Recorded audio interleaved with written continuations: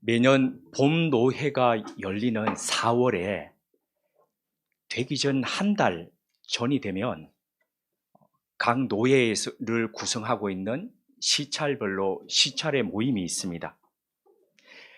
각 노회 앞에 시찰들이 안에 한 3개 정도가 구성이 되어 있는데요.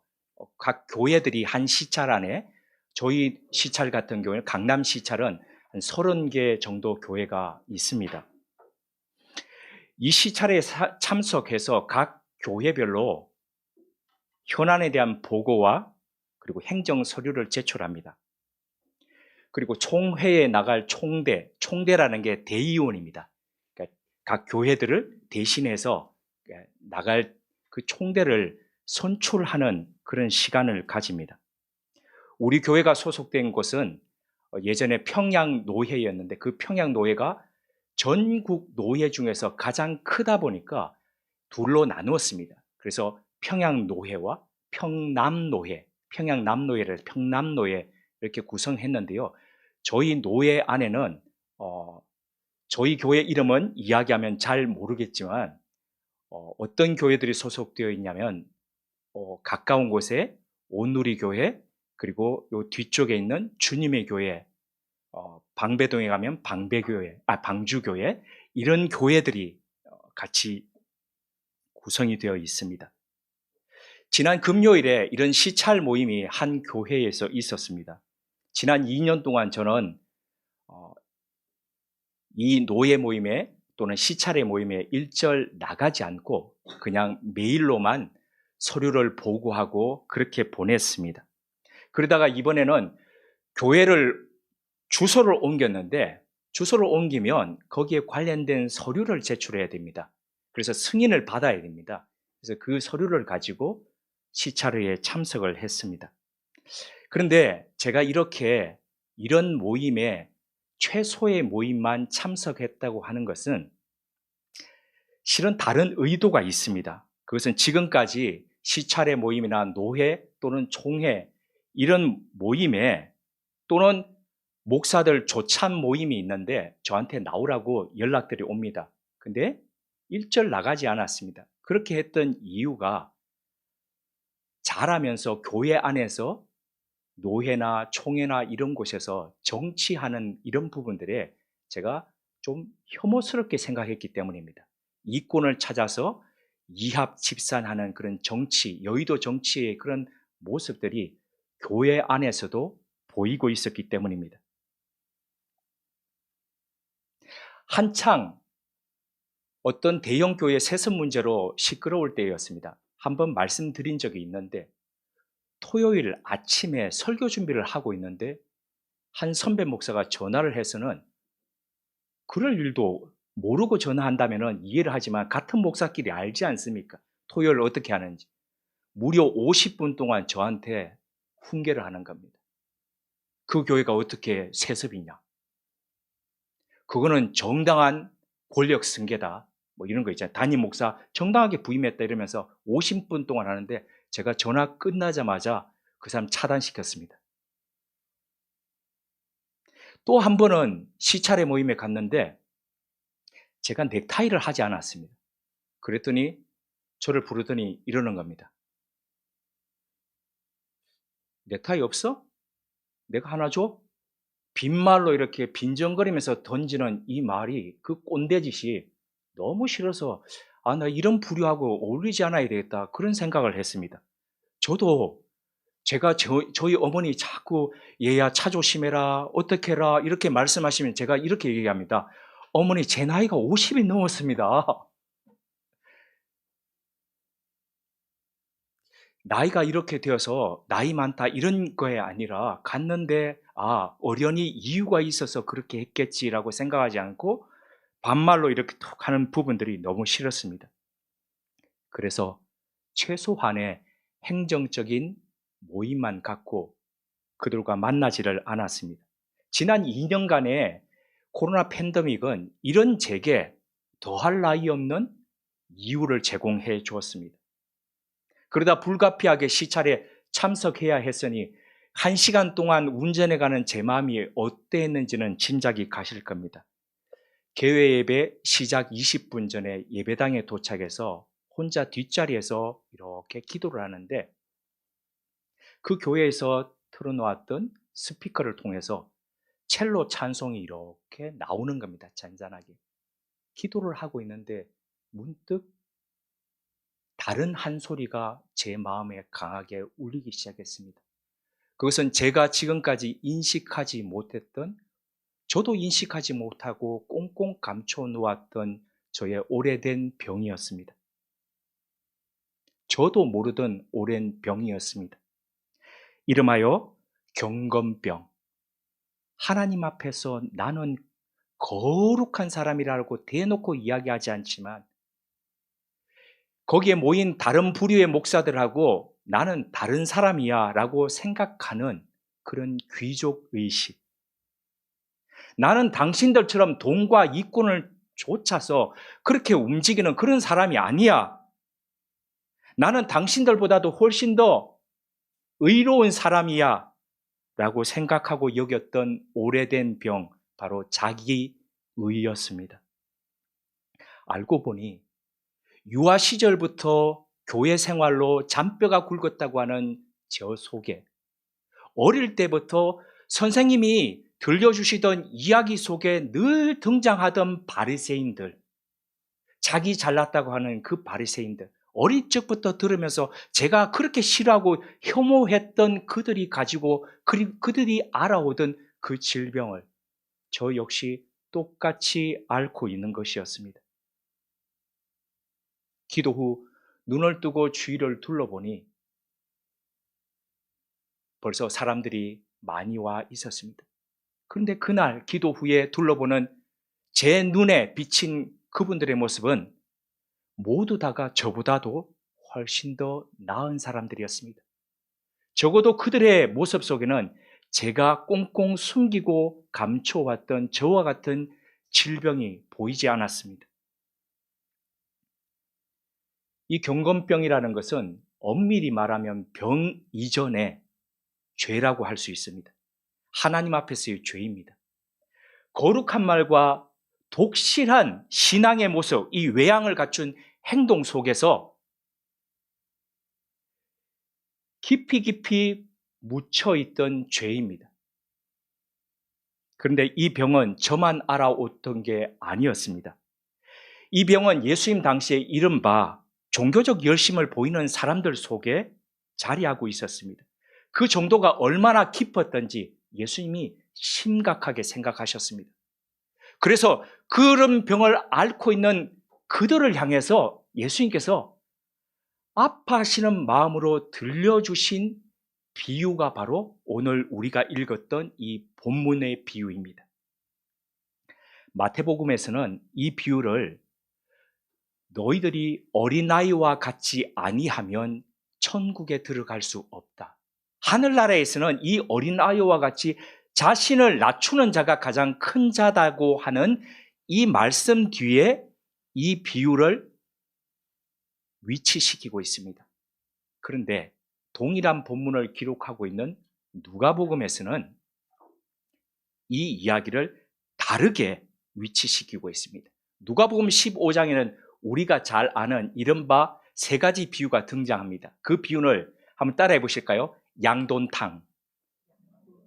네, 한 번 더요. 양돈탕. 예, 양돈탕은 잃어버린 양 비유, 오늘 똑같은 이 본문의 비유. 그리고 또 돈은요, 잃어버린 돈, 10드라크마 비유. 그리고 탕은 뭡니까? 잃어버린 아들, 탕자의 비유입니다. 이 잃어버린 시리즈 3개가 15장에는 나오는데 그 앞에 어떤 배경에서 이 비유를 하셨는지 우리 찾아서 한번 읽어보시겠습니다. 누가복음 15장 1절에서 7절입니다. 우리 교독하시겠습니다. 누가복음 15장 1절에서 7절요. 제가 먼저 1절 말씀을 받들어 읽겠습니다. 그리고 마지막 절은 같이 읽으시겠습니다. 모든 세리와 죄인들이 말씀을 들으러 가까이 나오니 바리새인과 서기관들이 수군거려 이르되 이 사람이 죄인을 영접하고 음식을 같이 먹는다 하더라. 예수께서 그들에게 이 비유로 이르시되 너희 중에 어떤 사람이 양 100마리가 있는데 그 중에 하나를 잃으면 99마리를 들에 두고 그 잃은 것을 찾아내기까지 찾아다니지 아니하겠느냐. 또 찾아낸즉 즐거워 어깨에 메고 배워서 그 벗과 이웃들을 불러 모으고 말하되 나와 함께 즐기자. 나의 잃은 양을 찾아내어노라 하리라. 함께요. 내가 너에게 이르노니 이와 같이 죄인 한 사람이 회개하면 하늘에서는 회개할 것 없는 의인 99으로 말미암아 기뻐하는 것보다 더하리라.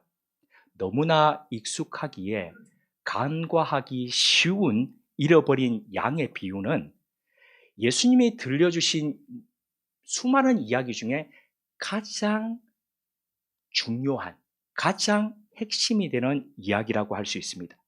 마태복음의 시작 부분과 그리고 이 누가복음의 이 비유의 시작 부분을 종합해 보면 이 비유는 이런 배경하에서 하셨다고 하는 것을 짐작할 수 있습니다. 첫 번째로 서로가 잘났다라고 이야기하는 12 제자들 앞에서 어떤 사람이 가장 하늘나라에서 귀히 여기고 중요시 생각하는가, 어린아이 이야기를 하시면서 그러면서 예수님이 가장 작은 자, 잃어버린 자에 대해서 이야기하셨습니다.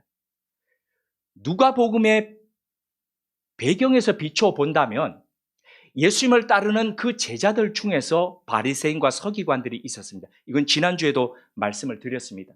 균열이 일어났다라고 말씀을 드렸지요. 근데 그 그룹 안에서 예수님에 대한 불만을 가진 자들이 있었습니다.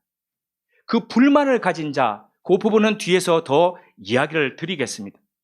그래서 이들은 스스로를 평가하기에 나는 거룩하고 존귀하고 그리고 나는 하나님 앞에서 사랑받는 자다, 큰 자다라는 그런 자의식을 가지고 있었습니다. 보통 사람들이 평가할 때에 세 가지 대상에 의해서 평가를 받습니다. 첫째는 자기를 평가할 때 누가 평가합니까? 그죠? 자기가 평가합니다. 자기를 평가할 때 어떻게 평가합니까?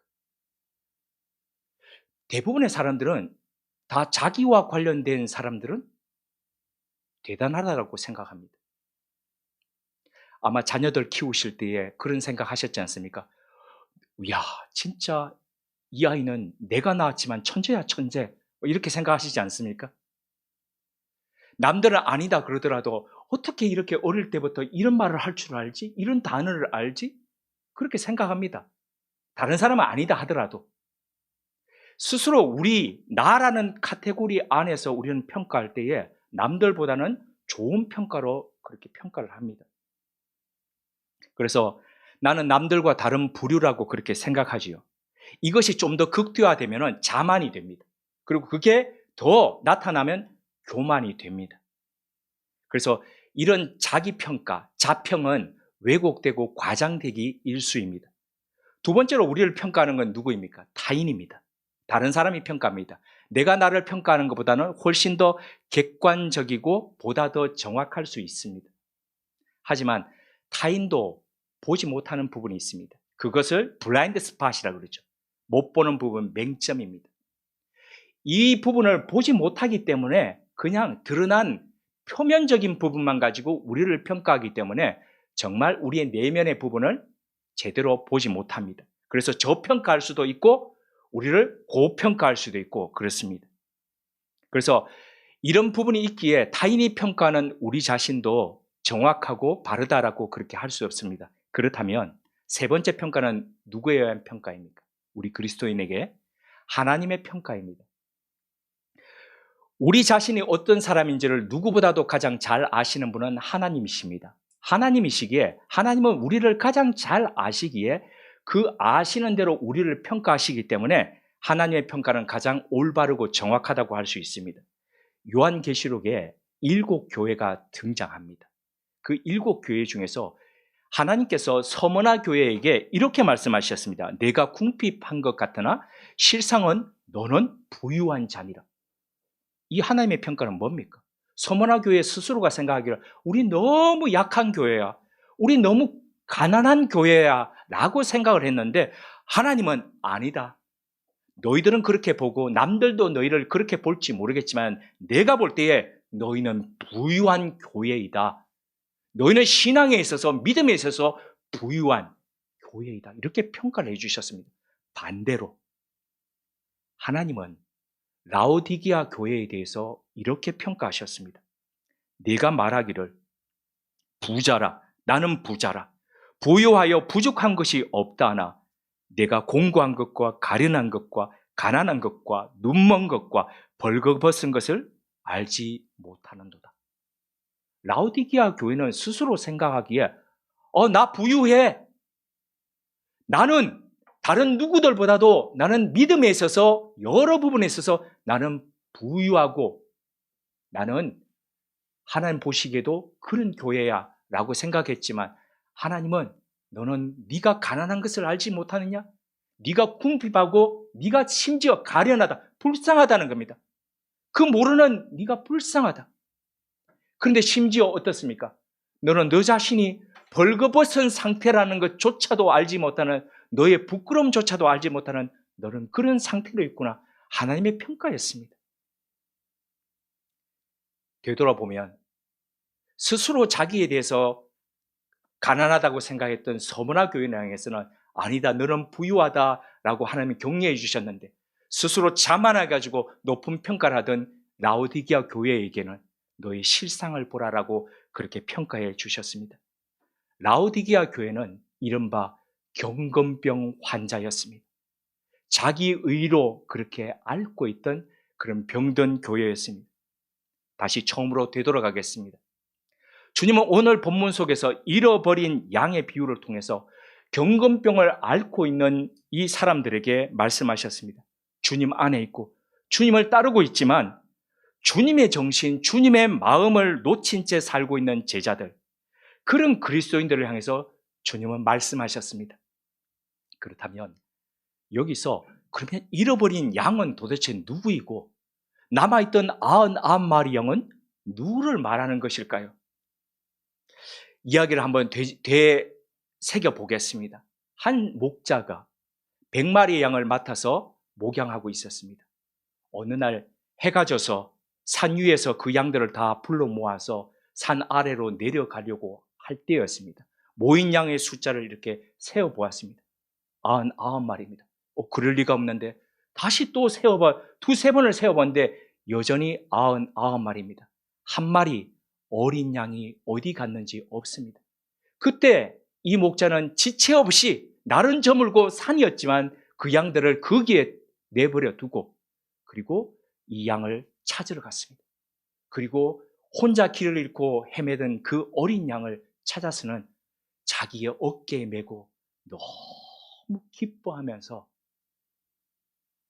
그곳으로 와서 그 양들을 데리고 집으로 내려왔다는 이야기입니다.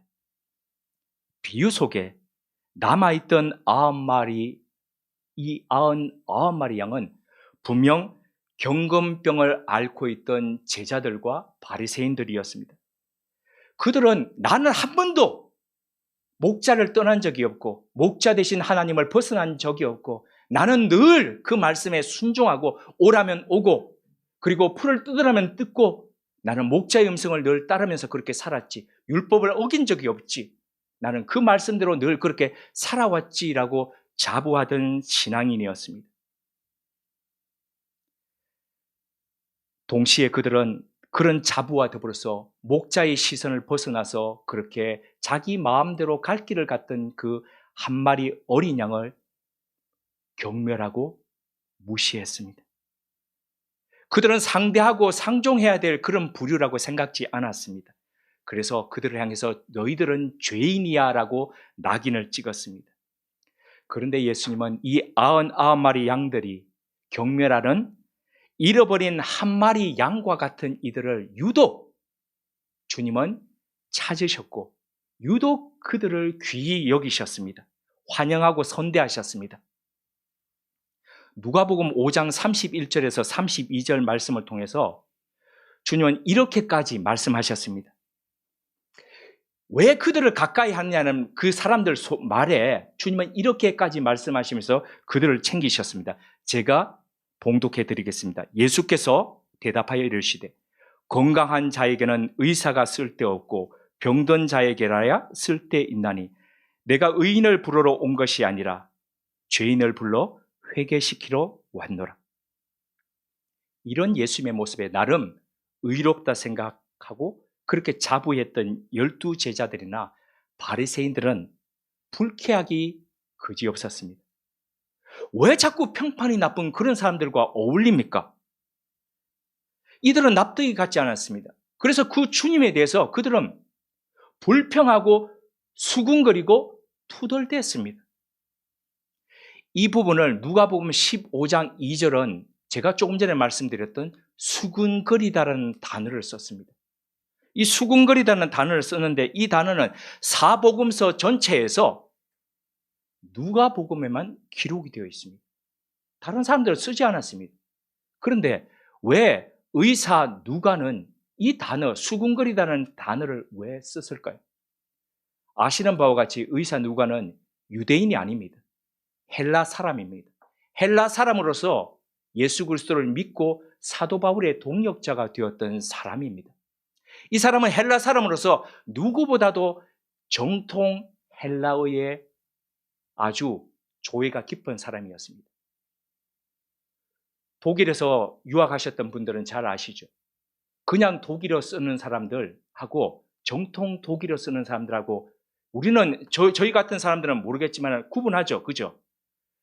그리고 독일에서 공부하셨던 분들은 아시겠지만 오스트리아나 스위스 독일어 쓰는 사람들을 좀 무시하지 않습니까? 그죠? 예, 사투리 쓴다고. 심지어 독일어를 잘 모르는 제가 그리스고트 이게 이렇게 독일에서 한번 그 독일어 쓰는 스위스 쪽에서 했더니만은 이 저쪽 오스트리아 오지리 쪽에 사투리 배워왔다 그런 말 쓴다고 있지 않습니까? 여기서는 그런 인사 안 나눈다라고 무시하더라고요. 혹도이치라 그래서 고급 독일어를 쓰죠. 그 사람들은 그렇게 자부합니다.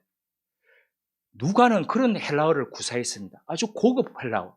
그래서 다른 성서 저자들이 썼던 단어들보다도 의사였기에 더더욱 골라서 그렇게 썼습니다. 그렇다면 누가복음 15장 2절에서 수군거리다라는 단어를 썼던 분명한 이유가 있을 겁니다. 다른 사람이 쓰지 않았던 그 단어를 썼던 이유가 그 단어는 실은 누가가 쓰기 이전에 구약 성경을 헬라어로 번역한 성경을 70인역이라고 그럽니다.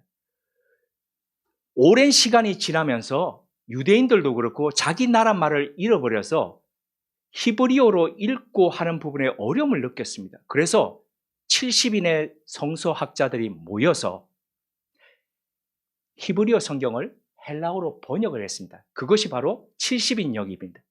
그 70인역에 이미 이 단어를 구약 성서 가운데서 쓰고 있었다는 거죠. 그게 어디 있냐면은 출애굽기입니다. 출애굽기 15장 24절과 16장 2절에 이 단어를 이미 쓰고 있습니다. 430년 동안 살던 이집트를 벗어나와서 이스라엘 백성들이 출애굽을 했습니다. 그들이 출애굽하기 전에 하나님의 10가지 재앙으로서 그들이 최강국의 가장 권력 있는 권위자라고 생각했던 파라오를 완전히 꺾으시고 엎드리시게 하는 것을 경험했습니다. 뿐만 아니라 완전히 스펙터클하게 홍해가 갈라지면서 그것을 마른 땅처럼 걸어가는 능력을 체험했습니다. 그러다 보니 가나안으로 가는 그 길은 기쁘고 즐겁고 행복하기에 늘 순종만 있을 것이라고 생각했습니다. 그런데 어땠습니까? 길을 걸은 지 3일이 되는 그때에도 물이 없어서 헤매고 3개월이 지나자 가지고 왔던 양식마저 다 떨어지는 이런 일들이 일어났습니다. 그때 이 사람들이 어떻게 했습니까? 모세를 향해서 원망했죠. 그리고 하나님을 향해서 불평했습니다. 그리고 이렇게 얘기했죠. 우리를 이집트에서 고기 삶던 그 가마 곁에 그대로 두었더라면 우리가 떨어지는 그 고기를 먹으면서 배부르게 있었을 걸. 우리를 불러내어서 이 고생을 시킨다라고 그렇게 이야기를 했습니다. 그때 이 사람들이 모세를 향해서 하나님을 향해서 원망할 때에 그 단어가 바로 오늘 수군거리다는 이 단어와 똑같은 단어였습니다.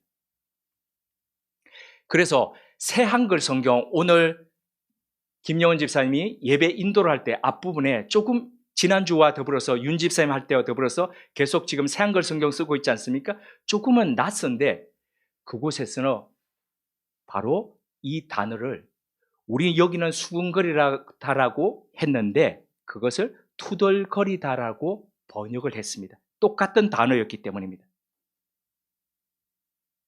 그래서 의사 누가는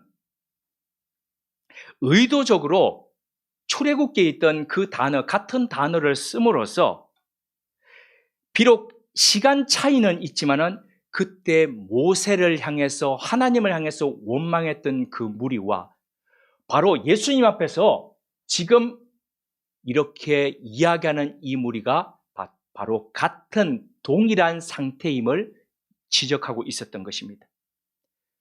나는 경건하다라고 생각하지만, 나는 하나님 앞에서 거룩하다라고 생각하지만, 그러나 심각한 자기 의의 병을 앓고 있다는 것을 지적하고 있는 것입니다. 지난 3월 2일 제수요일을 기점으로 해서 올해 사순절이 시작되었습니다.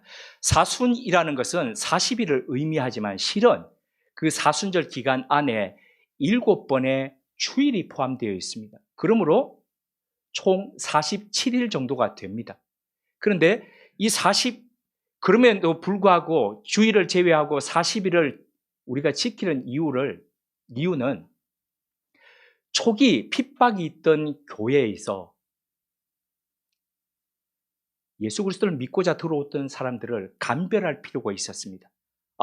이 사람이 스파이로서 들어와 가지고 우리를 몽땅 고발하려고 들어온 사람인지 아니면 정말 예수 그리스도를 믿으려고 들어왔던 사람인지를 체크하기 위해서 그 40일의 기간을 가졌습니다.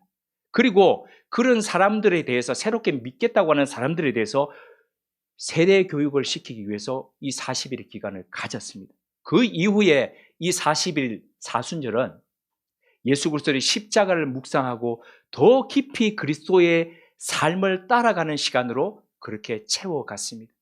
그래서 이 40이라는 것은 나를 드러내는 시간이었습니다. 내 속에 들어있던 것들을, 나의 고집, 나의 의를 드러내는 시간과 동시에 나를 누구로 채웁니까? 예수 그리스도의 영으로, 예수 그리스도의 마음으로, 그분의 말씀으로 채우는 시간이 바로 사순절이었습니다.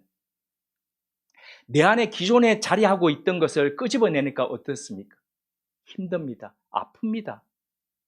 매우 편했던 것이 불편해집니다. 그러나 그 불편을 경험하면서 우리는 그 불편을 겪음으로써 새로운 신앙인으로서 거듭나는 그런 시간을 가졌다는 것이죠. 그렇다면 2022년도를 살아가는 우리들에게 있어서 이 사순절은 어떤 시간이 되어야 할까요? 오늘 본문에 비추어 볼 때에 두 가지의 초점을 맞춘 기간이어야 하겠습니다. 첫째, 우리 속에 교모히 그리고 오랫도록 자리 잡아 있던 이 경건병을 고백하고 치유하는 시간이어야 합니다.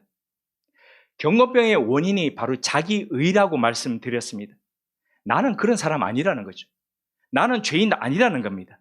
여기에 기초합니다. 그러다 보니까 죄인이 아닌 이상 구원자이신 예수 그리스도를 필요로 하지 않습니다. 이는 예수님을 따르는 제자라고 하지만은 예수님과 상관없이 예수님을 필요로 하지 않는 그런 사람으로 존재할 수 있다는 것이죠. 그렇다면 경건병에서 벗어나기 위해서 우리는 어떻게 해야 할까요?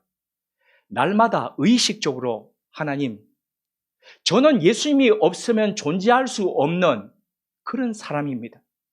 주님의 피 흘리심, 주님의 십자가 지심이 없으면 오늘도 존재할 수 없는 그런 사람입니다. 마치 성전에서 하나님, 나는 죄인입니다라고 고백하면서 자기 가슴을 치던 세리처럼 하나님 앞에서 그렇게 서는 것입니다. 예수 그리스도가 꼭 필요한 사람임을 고백하는 것입니다. 그 힘을 의지하는 것입니다. 그때 우리는 경건병에서 노임받아서 예수 그리스도를 꼭 필요로 하는 사람, 그리스도의 사람으로 서갈 수 있습니다. 둘째, 잃어버린 한 마리 양에게로 우리의 시선을 돌려야 합니다. 우리 주변엔 있어야 할 자리를 떠난 수많은 이런 양들이 있습니다. 부끄러운 교회 모습에 실망해서 교회를 떠난 사람들이 있습니다. 그런 젊은이들이 있습니다.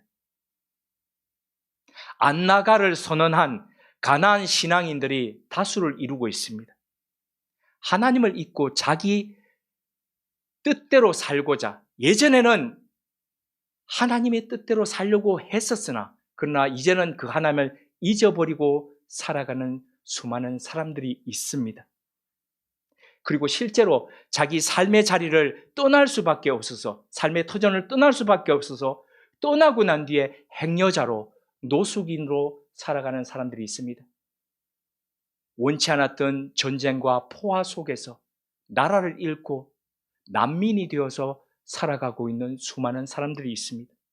교회는 이분들이 본래의 그 자리로 돌아갈 수 있도록, 귀향할 수 있도록 아버지의 품 안으로, 고향의 품 안으로, 고국의 품 안으로 돌아갈 수 있도록 돕는 역할을 하는 친구이자 이웃이 되어야 합니다.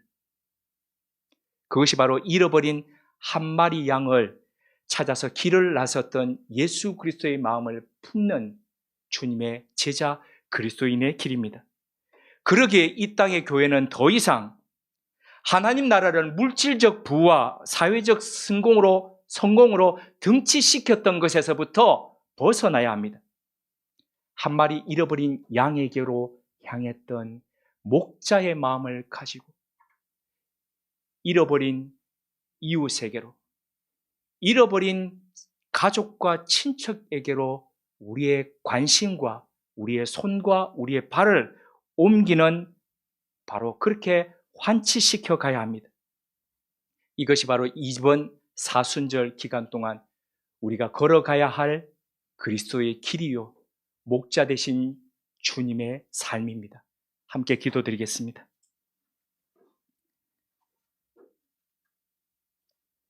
주님, 우리 안에는 자신은 다른 사람들과 다르다는 우월의식과 선민의식이 있습니다.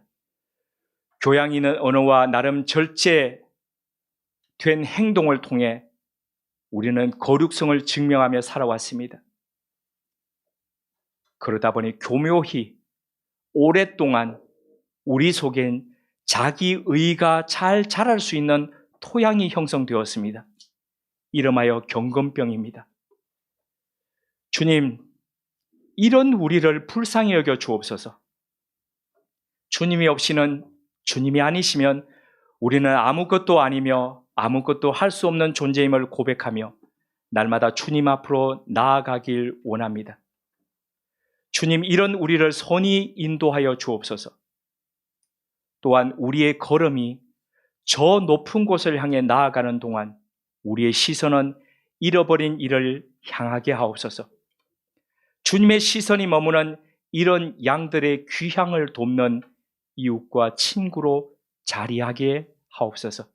이번 사순절이 이런 자기 인식과 돌아섬과 회복의 여정 되게 하옵소서. 예수님의 이름으로 기도드립니다. 아멘.